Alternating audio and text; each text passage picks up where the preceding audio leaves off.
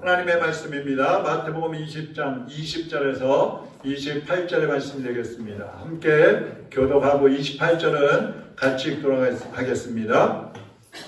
그때 세베대의 아들의 어머니가 그 아들들을 데리고 예수께 와서 절하며 무엇을 구하니 예수께서 이르시되 무엇을 원하느냐 이르되 나의 이 두 아들을 주의 나라에서 하나는 주의 우편에 하나는 주의 좌편에 앉게 명하소서. 예수께서 대답하여 이르시되 너희는 너희가 구하는 것을 알지 못하는도다. 내가 마시려는 잔을 너희가 마실 수 있느냐? 그들이 말하되 할 수 있나이다.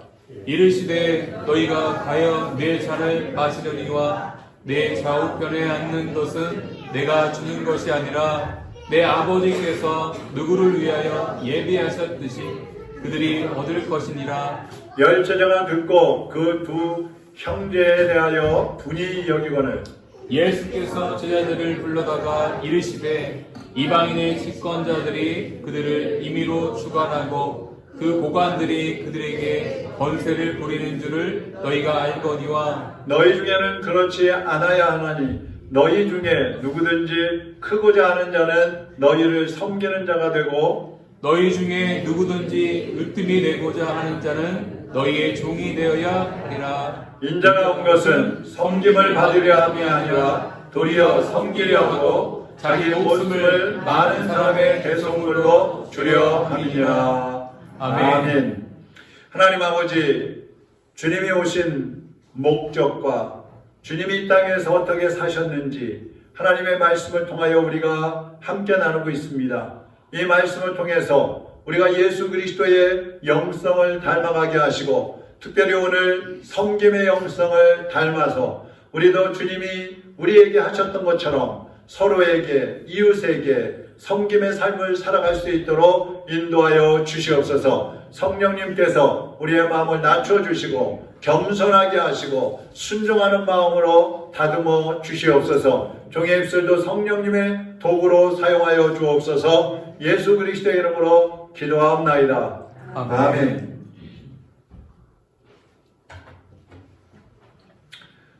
예수님께서 제자들에게 내가 이제 조금이 있으면 붙잡혀서 고난을 받고 또 십자가에 못 박혀 죽어야 될 것이다. 그런 말씀을 하십니다. 그때 제자들이 한 가지 오해를 했어요. 이제 예수님이 드디어 우리의 왕이 되시려나 보다. 이스라엘의 왕이 되시려나 보다. 이렇게 생각을 해가지고 야고보와 요한이 예수님께 어머니까지 동원을 해서 왔어요. 어머니가 와서 예수님 앞에 절을 하면서 예수님 우리 두 아들 야고보와 요한 저 아이들을 하나는 예수님 좌편에 하나는 예수님 우편에 앉혀주세요. 이렇게 부탁을 하는 겁니다. 요즘으로 하면 청탁이에요. 청탁. 그러니까 예수님께서 너희들이 지금 내가 가는 길을 알지 못하고 하는 소리다. 너희들이 나와 함께 가려면 내가 마시는 잔을 너희들도 마셔야 돼. 그랬더니 야고보 요한이 그거 마실 수 있습니다. 아마 영광의 잔으로 생각을 했을 거예요. 근데 예수님이 마셔야 한다고 하시는 그 잔은 십자가를 말씀하는 거거든요. 그 예수님께서 그래? 그럼 너희들도 나하고 그 잔을 마시게 될 거야. 그렇게 말씀을 하십니다. 그래서 나중에 야고보 요한도 순교를 하죠. 요한은 이제 나이가 들어서 죽지만 그런 내용이 오늘 본문의 내용입니다. 그러면서 예수님 하시는 말씀이 너희가 으뜸이 되고자 하느냐? 섬기는 자가 되라. 섬기는 자가 되라. 너희가 최고가 되고 싶으냐? 종이 되어라. 그렇게 말씀을 합니다. 자, 오늘은 예수님의 영성 가운데 섬김의 영성입니다. 그동안 제가 예수님의 영성에 대해서 네 가지를 말씀을 드렸었어요. 첫 번째는 비움의 영성, 두 번째는 사랑의 영성, 세 번째는 낮아짐의 영성, 네 번째는 기도의 영성. 기도의 영성 두 번 얘기했죠. 어제 지난주하고 지지난주 두 번 말씀을 드렸어요. 오늘 한번 따라하겠습니다. 섬김의 영성. 섬김의 영성. 섬김의 영성. 섬김의 영성. 이 섬김이라는 말은 단어 자체는 모시어 받들다, 힘써 거들어주다 이런 얘기예요. 모시어 받들다, 힘써 거들어주다. 그러니까 섬기는 기본 정신은 뭐냐면 남의 아래로 내려가는 거예요. 나보다 못하다고 여겨지는 그 사람까지도 내가 높여주고 그 사람을 세워줄 수 있다면 그것이 섬김의 마음입니다. 예수님은 만물을 창조하신 창조주이십니다. 뿐만 아니라 만물을 지금도 통치하고 계시는 왕이십니다. 그 예수님, 그 하나님은 죄가 없으시기 때문에 거룩하시고 완전하신 분이십니다. 그런데도 이 세상에 오셔서 죄인들을 대신해서 십자가에 못 박혀 죽으셨어요. 죄인처럼 종처럼 오셔서 십자가에 못 박혀 죽으셨습니다. 이 예수님의 생애를 한마디로 표현하면은 희생적 섬김이에요. 희생적 섬김. 세상 사람들은 권력이 있거나 돈이 있거나 뭐 지식이 다른 사람보다 좀 많거나 그러면 사람들을 무시하죠. 멸시하고 깔보고 하대합니다. 그래서 좀 이렇게 교계에서도 그렇고 막 우리 뭐 이 단체에서도 그렇고 어떤 공동체에 가보면 조금 높다고 생각하는 사람, 자기가 높다고 생각하는 사람은 좀 젊은 사람이나 좀 낫다고 생각하는 사람이나 이런 사람들한테 말도 함부로 하는 걸 볼 수가 있어요. 근데 예수님은 어떻게 하셨느냐? 예수님은 연약한 사람들, 부족한 사람들, 또 손가락질 받는 사람들, 세상에서 버림받았다고 여겨지는 그런 사람들까지도 예수님은 존중해 주셨어요. 함부로 대하지 않으셔요. 많은 사람들이 예수님을 따르는 이유가 뭐냐면 희생적으로 섬기셨기 때문에 그런 겁니다. 오늘 예수님께서 어떻게 세상 사람들을 또 우리를 섬겨주셨는지 보면서 우리도 그 예수님을 닮아서 섬김의 삶을 살아가게 되기를 주님의 이름으로 축복합니다. 자, 첫 번째로 예수님 어떻게 사셨느냐? 희생적 섬김을 사셨다는 거죠. 사람들은 희생하기 싫어합니다. 저도 마찬가지입니다. 희생하는 거 누가 좋아하겠어요? 특별히 나보다 부족하다고 여겨지는 그런 사람을 위해서 희생하려고 하면은요, 자존심이 상해요. 아니, 내가 왜 저딴 사람 때문에 희생을 해야 돼? 내가 왜 저 사람 때문에 손해를 봐야 되지? 내가 왜 저 사람 때문에 내 물질을 사용을 해야 되지? 왜 낭비해야 되지? 자존심 상해요. 그래서 잘 안 하려고 해요. 근데 오늘 본문을 보면 예수님의 제자들도 서로 높아지려고 하는 걸 볼 수가 있어요. 우리가 대통령이 뭐 어디를 가셨다, 뭐 이렇게 TV에 나온다, 뭐 무슨 회견을 한다, 뭐 이럴 때 보면 대통령 옆에 누가 섰나? 그걸 보죠. 뭐 당 대표 옆에 누가 섰나? 그럼 뭘 말하는 거예요? 바로 그 옆에 서 있는 사람이 대통령의 신임을 받는 사람이고 대통령 다음으로 높은 사람이다, 실세다, 이런 생각들을 하기 때문에 그러는 거예요. 그러니까 야고보 요한도 그런 거예요. 예수님, 하나는 예수님 좌편에, 하나는 예수님 우편에. 옛날 조선시대라면 좌의정, 영의정으로, 우의정으로 삼아달라는 거야. 근데 다른 제자들이 딱 들으니까 화가 나는 거야. 아니, 지까지 그 틀이 뭔데 예수님 좌우편에 앉혀달라는 거야? 화를 내는 거야. 이 다른 제자들, 10명의 제자들은 왜 화를 냈을까요? 예? 여러분이 10명의 제자라면 화가 났겠어요? 안 났겠어요? 화가 났으면 10명의 제자하고 똑같은 거고, 화가 안 났으면 그래도 좀 초월한 사람이에요. 이 10명의 제자들이 화를 낸 이유는 자기들도 높아지고 싶다 이거예요. 아니, 우리도 있는데 지까지 것들이 뭔데? 우리가 나이가 더 많은데, 아니 베드로 내가 수제자인데, 이런 생각들 하고 있는 거예요. 근데 야고보 형제가 먼저 얘기를 해버리니까 화가 나는 거죠. 예수님, 혹시 저놈들 진짜 좌측 우측에세요? 안 치시면 어떡하지? 그럼 우리 뭐가 되는 거야? 우리는 저들 밑에 가서 아유 좌의정님, 아유 영의정님, 우의정님 이래야 되는 거야? 이거 뭐지? 그게 기분이 나쁜 거예요. 그 제자들은 섬기는 것이나 어떤 희생하는 것보다는 자기들이 섬김받기를 원하는 마음이 더 컸다는 얘기입니다. 예수님은 어떠셨어요? 예수님은 죄인들을 구원해 주시고자 하는 그런 마음을 가지고 이 세상에 오셨잖아요. 예수님이 이 땅에 오실 때는 구원의 주님으로 오셨어요. 그리고 예수님이 가셨는데 다시 오신다고 하셨어요. 다시 오실 때에는 심판의 왕으로 오신다고 그랬어요. 온 세상을 심판하러 오시는, 만왕의 왕, 누구도 그 앞에 함부로 대항할 수 없는 그러한 권세를 가지고 오시는 거예요. 그렇다면 예수님이야말로 섬김을 받으셔야 되고, 예수님이야말로 높여지셔야 되고, 예수님만이 영광을 받으셔야 되잖아요. 그런데 예수님은 죄인들을 살리러 오셨다가 죄인들에게 붙잡혀가지고 죄인의 누명을 쓰고 십자가에 못 박혀 죽으신 거예요. 유대인들에게 욕을 먹으면서도 세리, 죄인들, 창녀들 이런 사람들과 함께 식사를 하시고 안식일날 또 일하신다고 병든 자들 막 고쳐준다고 해서 유대인들이 막 공격하는 데에도 예수님 아랑곳하지 않으시는 거예요. 예수님은 내가 욕먹고 예수님이 멸시받는 거 그런 거 괜찮아 아랑곳하지 않으시고 내가 한 사람이라도 더 섬기고 내가 한 사람이라도 더 희생해서 그를 살릴 수 있다면 내가 그 길을 가야 되겠다. 그래서 예수님은 그 길을 가시는 거예요. 초대교회 성도들도요 희생적인 삶을 사는 걸 볼 수가 있어요. 성도들은 가난한 사람들과 이웃들, 과부들, 고아들, 나그네들 이런 사람들을 섬기기 위해서 물질과 자기들이 가지고 있는 재능을 사용해가지고 다 섬기는 삶을 살았어요. 사도행전 4장에 보면은 9장에 보면 다비다라는 여제자가 나옵니다. 이 사람이 이름도 없는 사람이에요. 그런데 이 사람이 어느 날 병이 들어서 죽었어요. 그랬더니 온 동네 사람들이 다 찾아온 거예요. 왜 찾아왔느냐? 이 다비다라는 여제자가 살았을 때에 막 뜨개질을 해가지고 옷을 만들고, 요즘에 하면 그 설거지할 때 쓰는 거 뭐예요, 그거? 행주를 만들고, 막 그래가지고, 뭐 속옷이니 거기 막 만들어갖고 동네 사람들한테 다 나눠주면서 전도한 거예요. 그 사람들이 감동이 된 거예요. 그 섬김에. 그래서 이 사람이 죽었다 그러니까 전부 찾아가지고 막 안타까워하고 울고 막 슬퍼하는 거예요. 그때 베드로가 와가지고 이 다비다를 기도해서 살리는 거예요. 몽골에 우리 강영순 선교사님 부부 있잖아요. 여러분 다 아시잖아요. 강영순 선교사님이요.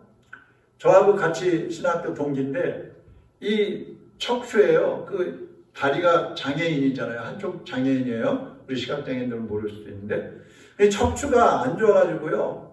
이 심을 여러 개를 박았어요. 수술을 여러 번 했어요. 그 몸이 얼마나 안 좋겠어요. 그런데도 그 몽골 그 추운 지역에 가서 30여 년 동안 선교를 했어요. 그 남편 김영식 선교사님도 요즘에 그분 때문에 자주 이제 병원 때문에 한국에 나오는데 눈도 안 좋고 이 머리에 뇌도 안 좋고 여러 군데 안 좋아요. 그런데도 가서 복음을 전하는데 힘을 다하고 있어요.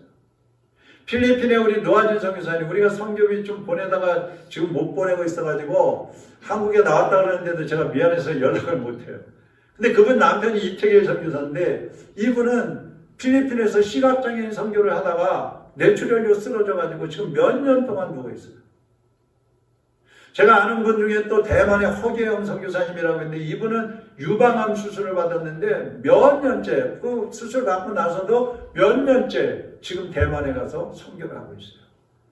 이분들은요 그 연약한 몸과 그 재정적인 어려움과 또 핍박이 있고 뭐 쫓겨나기도 하고 추방당하기도 하고 그 많은 어려움을 당하면서도 한 영혼이라도 더 살리겠다는 그 마음, 나를 희생해서 저 영혼이 살 수 있다면 그렇게 하겠다는 그 섬김의 마음 때문에 가서 복음을 전하고 있는 거예요.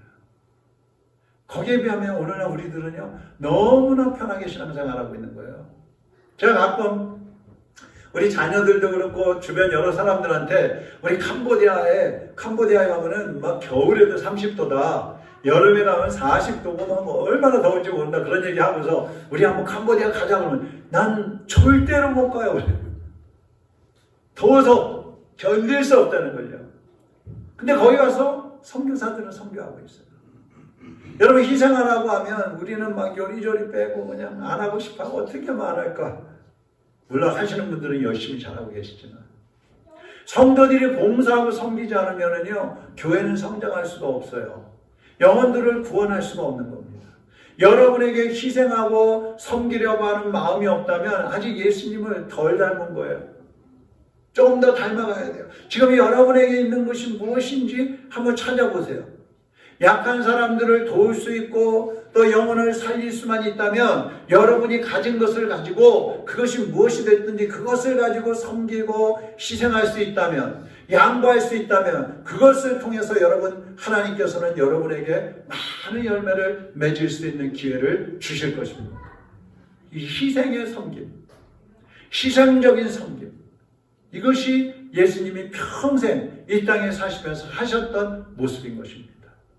두 번째로 예수님의 섬김은 세워주는 삶이에요. 세워주는 섬김. 보통 사람들은 이 야고보 요한처럼 내가 높아지고 싶어 하잖아요. 내가 칭찬받아야 되고 내가 명예를 얻어야 되고 내가 다른 사람보다 더 영광을 얻어야 그래야 만족하는 거예요. 저도 젊었을 때는 그런 마음들이 있었어요. 목사임에도 불구하고 어떤 모임에 가면 회장도 하고 싶고 어떤 예배에 가면 내가 설교를 대표로 하고 싶고 그런 마음들이 있었어요. 그래서 뭐 지방회장도 하고 뭐 시각장애인 거기 회장도 하고 이것저것 막 했는데 요즘은 다 하기 싫어요. 얼마 전에도 뭐 회장하다가 이제 얼마 전에 내려놨는데 서로 안 한다는 거예요. 서로. 근데 모든 영광을 주님은 홀로 받으셔야 되잖아요. 그런데 그 영광을 나누려고 하시는 거예요. 나누려고. 자, 요한복음 17장 22절 한번 보시죠. 이것은 예수님께서 하나님 앞에 기도하는 내용이에요. 자, 22절 한번 같이 읽어보겠습니다. 내게 주신 영광을 내가 그들에게 주었사오니 이는 우리가 하나가 된 것 같이 그들도 하나가 되려 하려 함이니이다. 무슨 말이냐면 하나님 아버지, 저는 하나님 아버지와 함께 영광을 받습니다. 지금도 영광 받고 앞으로 또 이제 이 세상을 떠나면 영광을 받게 될 텐데 우리 제자들, 저의 제자들, 저를 따르는 그 많은 사람들도 나와 하나가 되어서 영광을 얻게 해주고 싶어요. 이런 기도예요. 당시에 가장 그 천한 직업 중에 하나가 어부예요. 어부. 근데 그 어부들을 예수님이 제자로 부르셨어요. 죄인으로 낙인 찍혀있는 직업 중에 하나가 세리예요. 세리. 근데 그 세리 마태를 또 예수님은 제자로 부르셨어요. 자기 마음에 들지 않으면 막 칼로 사람을 찔러 죽이고 그러는 사람이 열심당원들이거든요. 근데 이 열심당원 중에 하나인 시몬이라는 사람을 예수님 제자로 부르셨어요. 아니 이게 뭐가 되겠어요 이게? 예? 당시에 가장 낮은 그 천민 어부들 또 매국노라고 창녀들하고 똑같은 그런 죄인으로 찍혀있는 그 세리, 그런 열심당원, 이런 사람들을 예수님은 제자로 부르셔서 예수님 대신 세계 선교의 사명을 맡기신 거예요. 여러분 생각해 보세요. 이 사람들만 보면 누가 예수님을 쫓아오려고 하겠어요? 아니 예수님 저런 어디 형편없는 오합지졸을 데려다가 제자랍시고 데리고 다니시는 거야? 좀 그럴듯한 사람, 본이 되고 덕이 되고 좀 많이 배우고 돈도 있고 권력도 있고 이런 사람을 갖다 세워놔야지 뭐가 좀 멋지게 보일 거 아니에요. 이 오합지졸 같은 이 사람들이 예수님의 제자가 되면서 인류를 섬기는 사도들이 된 것입니다. 놀라운 일인 거예요. 교회에서 재직이 되고 싶어하는 사람들도 많이 있어요. 우리 침례교단에는 장로가 없다가 몇 년 전에 이제 장로가 생겨났는데 이 장로가 없을 때에 우리 교회에 나오던 어떤 분은 침례교회는 장로가 없으니까 우리 교회 아무리 오래 다녀도 장로가 못 되겠다 그래갖고 딴 데로 가버렸어요. 근데 여러분 재직이 되는 게 중요한 게 아니에요. 그 재직답게 살아가는 게 중요한 것입니다. 그게 중요한 거예요. 교회에 나와서 교인답게 살지 않으면 그거는 세상 사람들하고 다를 바가 없는 거예요.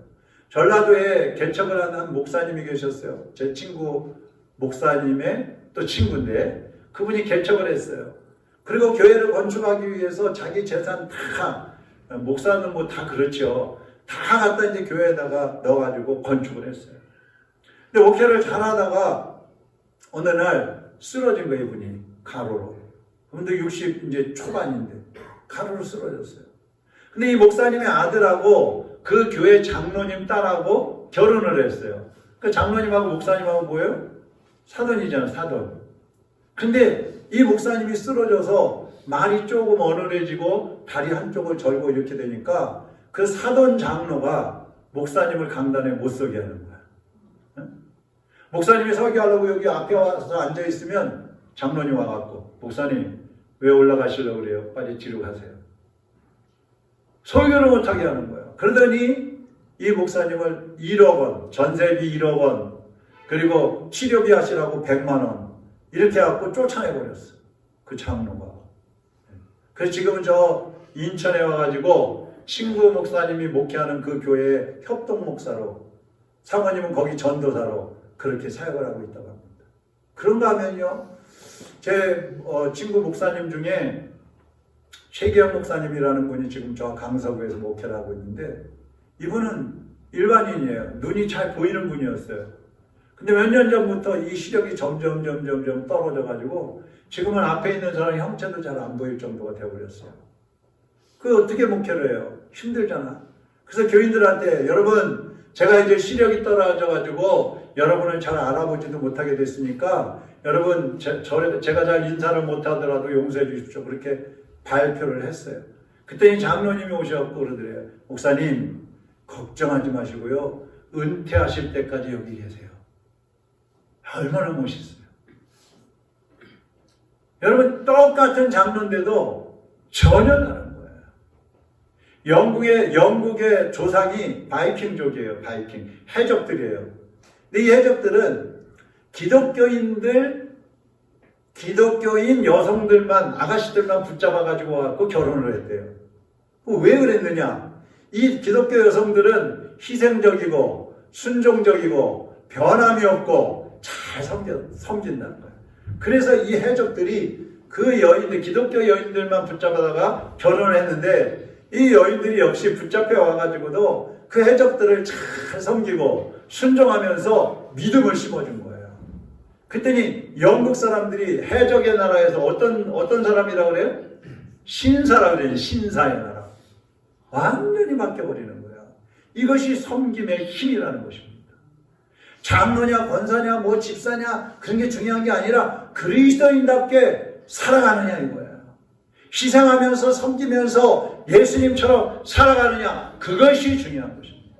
베드로전서 5장 5절 6절에 보면 젊은 자들아 이와 같이 장로들에게 순종하고 다 서로 겸손으로 허리를 동이라. 하나님은 교만한 자를 대적하시되 겸손한 자들에게는 은혜를 주시느니라. 그러므로 하나님의 능하신 손 안에서 겸손하라. 때가 되면 너희를 높이시리라. 할렐루야. 여러분 스스로 내가 높아지고 싶어갖고 나 좀 높여달라고 그럴 필요 없어요. 오히려 내가 낮아지고 겸손해지면 때가 되면 하나님께서 높여주신다는 거예요. 겸손하게 섬기는 사람에게 하나님께서 은혜를 주시는 것입니다. 초대교회에서는 재직을 세울 때에 몇 가지 조건이 있었어요. 사도행전 2장 6장 3절 4절에 보면 여기 조건이 나오는데, 첫 번째는 성령이 충만한 사람.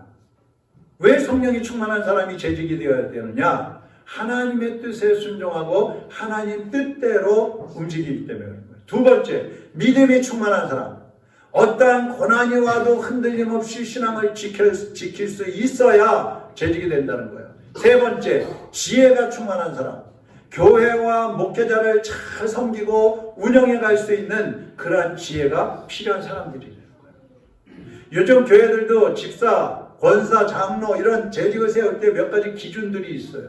그 대표적인 기준은 첫째, 주일을 성수하는 겁니다. 재직 정도 되면 주일을 빠지지 말아야죠. 두 번째, 11조를 하는 겁니다.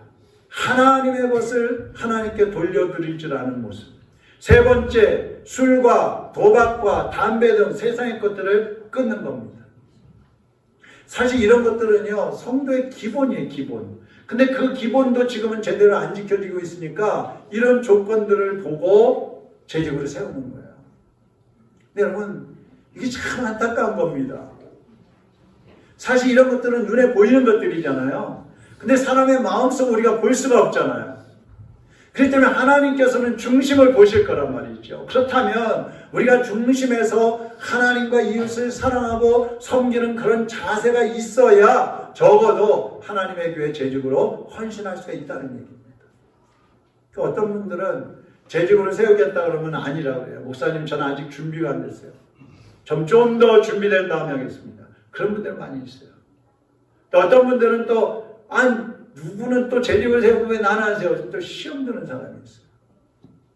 여러분 누가 하나님 앞에서 겸손하고 누가 섬기려고 하는 준비가 된 사람일까요? 나무들 중에요. 봄에 꽃을 피우는 나무가 있고 가을에 꽃을 피우는 나무가 있잖아요. 어느 나무가 더 오래 살까요? 가을에 꽃을 피우고 열매를 맺는 나무하고 봄에 꽃을 피우는 나무하고 어떤 나무가 더 수명이 길까요? 가을 거. 왜 그럴까요? 열매까지 있어서? 열매는 뭐 남이 따먹는 거지 뭐 자기가 먹는 것도 아닌데.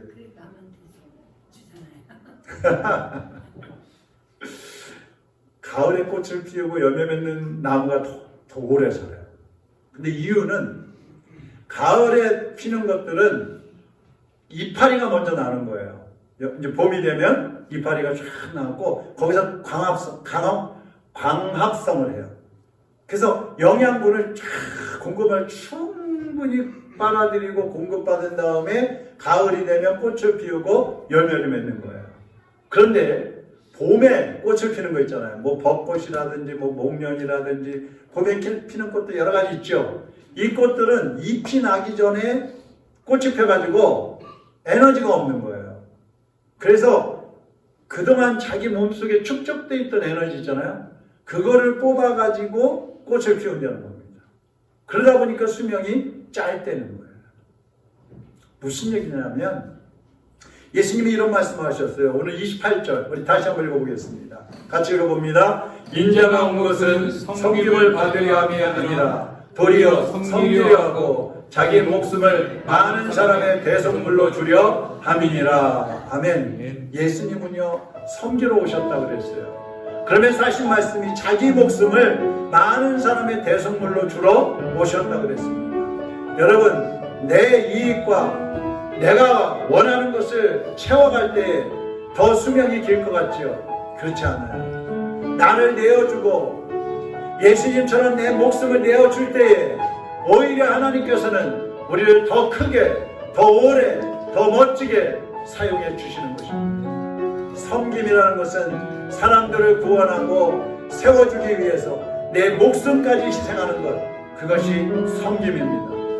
여러분은 자신이 희생해서 할 수 있는 것들이 무엇인지 한번 찾아보세요. 쓰러져 있는 사람들을 세워줄 수도 있어요. 배고픈 사람들에게 먹을 것을 대접할 수도 있어요. 또 우리의 섬김을 통해서 많은 사람들이 세움을 받을 수 있습니다. 여러분 지금 여러분이 할 수 있는 것들을 시작하시기 바랍니다. 그리고 무엇보다 겸손한 마음으로 낮추시고 내 가진 것들 희생해서라도 주님을 위해서 또 이웃을 위해서 할 수 있다면 그 길을 가겠습니다. 결단하면서 섬기는 예수 그리스도의 모습을 닮아가시기를 주님의 이름으로 축원합니다. 당신의 그 섬김이 천국에서 해같이 빛나리. 당신의 그 겸손이 당신의 그 겸손이 천국에서 해같이 빛나리. 당신의 그 믿음이 당신의 그 믿음이 천국에서 해같이 빛나리. 당신의 그 충성이 당신의 그 충성이 천국에서 해같이 빛나리. 주님이 기억하시면 족하리. 주님이 기억하시면 족하리. 예수님 사랑으로 가득한 모습 전사도 흠모하는 아름다운 그 모습 천국에서 해같이 빛나리. 당신의 그 순종이 당신의 그 순종이 천국에서 해같이 빛나리. 당신의 그 사랑이 당신의 그 사랑이 천국에서 해같이 빛나리 당신의 그 찬송이 당신의 그 찬송이 천국에서 해같이 빛나리 당신의 그 헌신이 당신의 그 헌신이 천국에서 해같이 빛나리 아멘. 주님이 기억하시면 족하리 예수님 사랑으로 가득한 모습 전사로 흥거하는 아름다운 그 모습 천국에서 해같이 빛나리. 함께 기도하겠습니다. 주님이 나를 위해서 희생하신 것처럼 주님이 나를 살리기 위해서 목숨을 주신 것처럼 주님이 나를 살리고 주님이 나에게 영광을 얻게 하기 위해서 대신 희생하신 것처럼 주님, 이제 저도 주님의 영광을 위해서 희생하겠습니다. 주님만을 섬기겠습니다. 우리의 죽어가는 이웃들, 내가 사랑해야 될 사람들을 위해서 희생하며 섬기며 그들을 세워주며 살아가겠습니다. 주님, 나에게 섬김의 은혜를 주시옵소서. 사랑의 은혜를 주시옵소서. 대접하고 이웃을 불쌍히 여기는 마음을 허락해 주시옵소서. 예수님처럼 살아갈 수 있도록 주님 인도하여 주시옵소서. 세상의 것들을 끊고 육신의 정욕과 욕심을 버리고 나의 잘못된 습관들을 끊고 예수 그리스도를 닮아가게 하여 주시옵소서. 이 시간 우리 나같이 통성으로 기도하겠습니다. 살아계신 하나님 아버지, 이 시간 하나님의 자녀들이 주님 앞에 엎드려 기도합니다. 하나님, 지금까지는 우리 자신의 영광과 명예와 이익과 칭찬을 위해서 살아왔습니다. 내가 잘 되어야 좋았고 내가 칭찬을 받아야 행복했고 내가 소유해야만이 만족했습니다. 그러나 주님, 예수님이 이제 나를 위해서, 예수님이 우리를 위하여 목숨까지 내어주신 것처럼 모든 것을 내어 희생해 주신 것처럼 이제 우리도 희생하기를 원합니다. 이제 우리도 섬기는 삶을 살기를 원합니다. 이제는 우리도 쓰러져가는 영혼들을 세워주는 삶을 살기를 원합니다. 예수님처럼, 예수님이 나를 위해서 하신 것처럼 이제 우리도 주님을 섬기며 이웃을 섬기며 사랑하며 가기를 원하오니 주여 붙잡아 주시옵소서.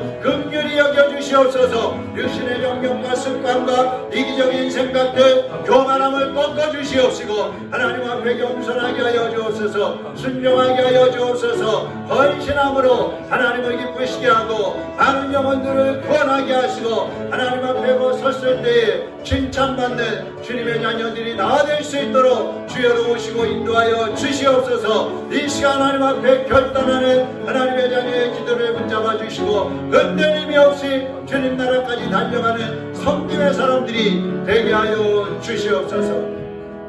하나님 아버지, 주님이 우리를 섬겨주신 것처럼 우리도 이제 주님을 섬기며 이웃을 섬기며 살아갈 수 있게 하여 주시옵소서. 세상적인 방법은 우리의 고열을 뽑아내고 짜내어서 다 주면 우리도 죽지만 하나님의 방법은 우리가 고난받고 내 것을 내어주고 내 목숨까지 내어줄 때에 하나님은 살게 하시고 복받게 하시고 더 건강하게 하시고 더 풍성하게 하시어서 하나님이 영광 받으시고 세상을 유익하게 하는 하나님의 백성들로 사용하시는 줄로 믿습니다. 믿음을 굳게 하고 주님이 가셨던 그 길을 우리도 걸어가게 하여 주시옵소서. 섬김의 삶을 살게 하여 주시옵소서.